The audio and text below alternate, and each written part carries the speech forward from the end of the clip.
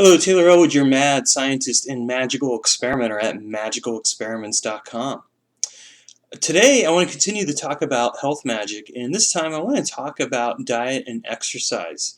And you're like, what? Diet and exercise? That doesn't sound very magical, but I'm going to tell you something. Diet and exercise can have magical aspects to it. Think about the effort you put into an exercise and how that effort can actually be used magically to help your body, to help the health of your body. Think about cooking and what you put into the food that you make and how you make that food, and how, again, that can also be its own form of magical work. Um, Now, if you're watching this video, you might think that I'm going to tell you that, oh, you've got to be physically fit, and you've got to be a thin person or whatever. No, that's not what I'm talking about. What I'm talking about in terms of diet and exercise as it relates to health magic is this. You've got to find the right diet for you and the right set of exercises to do. And the point of eating the way that you eat and exercising the way that you exercise isn't to become a certain shape. It's not to it's not to look a certain way. I mean, you can do it for those reasons if you want, but the point is really to take good care of yourself, to take care of your health. And here's why, as magicians, we want to do that. Because when we take care of ourselves on the bodily level, with what we eat and how we exercise, then we are able to do more of what we're called to do in the world. And we're able to do more magic, and in fact, quite honestly, I think that when you take care of yourself physically, you have more magical energy, internal energy to draw from and work with.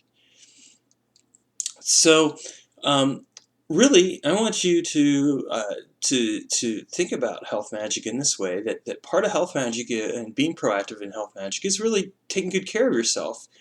One of the ways that I've done it is, for example, I swim 5 days out of the week, and I'm actually going to be looking at integrating weight training into some of that, because I have gone and talked to my acupuncturist, and he's given me some nutritional advice and things like that in order to help me take really good care of my body.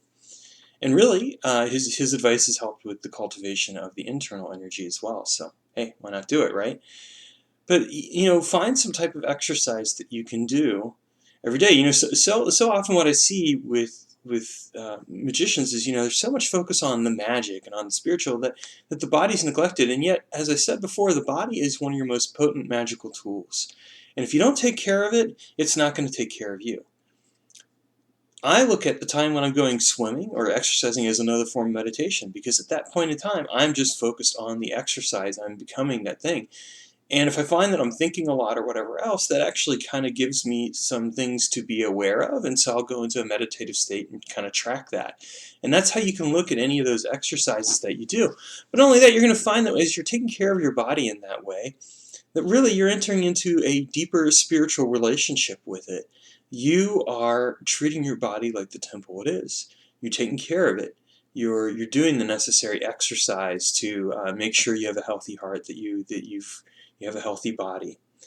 And it is so important, because let me tell you, the older you get, the more your body changes. You feel your age at different points. I mean, I'm 39 years old, and let me tell you, folks, I feel my age sometimes. I feel a difference between when I was in my 20s and even in my early 30s and where I'm at now.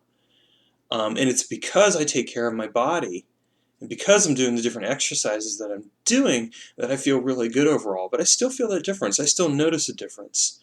And so, you really want to take good care of your body. The same comes like with the diet. Think about what you're putting into yourself. I actually enjoy cooking a lot of food, and I realize cooking isn't for everybody. But here's the thing. I would honestly point out that it's actually not that hard to cook. There's a lot of great recipes. There's a if you've ever checked out foodnetwork.com, you can get like the recipe of the day, and you get a free recipe each time. You can learn how to cook pretty easily. And cooking can be a very magical activity in and of itself. I find it fascinating when I'm putting things together. It's an alchemy, because here I am, I'm taking this substance and I'm refining it, and from there I'm making it into something else, and then I'm taking that substance and I'm putting it into my body, so I'm refining my body. So see, there's this alchemical work going on through the cooking.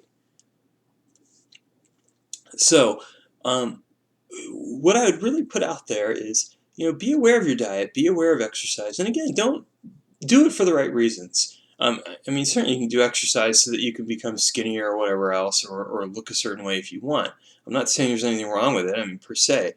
But don't let that be the main reason. Do it for the right reasons. Eat for the right reasons. You're eating to take care of yourself. You're eating to make sure that this body is healthy and that you can do more of the work you're called to do.